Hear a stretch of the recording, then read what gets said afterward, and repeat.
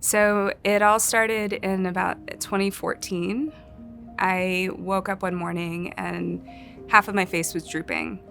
And I was actually supposed to be going on a bike ride with the medical director of a hospital in New York.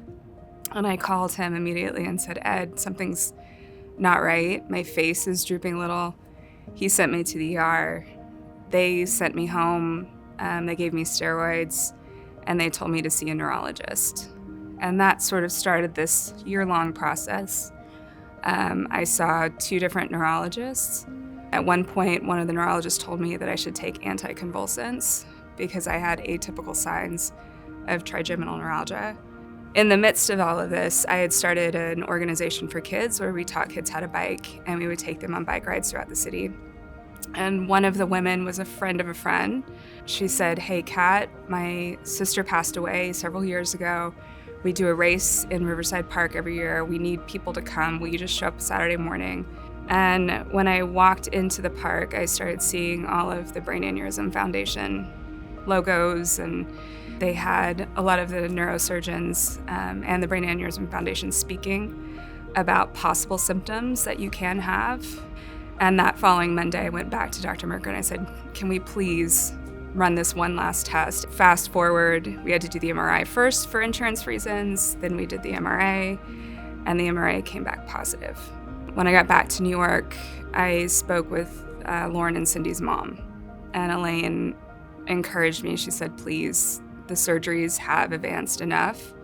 Please have the surgery while you can."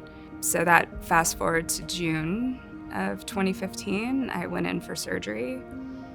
I remember waking up and having Dr. Stimmer come over and said, "I'm very glad that you did this," because it had already grown to a point where I wouldn't have had the option for a surgery, and it was below the dura in a fatal location. My story should have ended in a very high, happy note, but I also want people to understand that brain aneurysms can be hereditary, and that even if it's just one person in your family that has had one, that anyone in your immediate family or 1-degree separation should be tested. My cousin Monique, who I actually stayed with here in DC when I had the surgery, she had been having severe headaches as well. The insurance companies, I know she was having a hard time getting it approved because insurance says you need 2 or more people in your family. She had a severe rupture one morning in May and passed away a few hours later.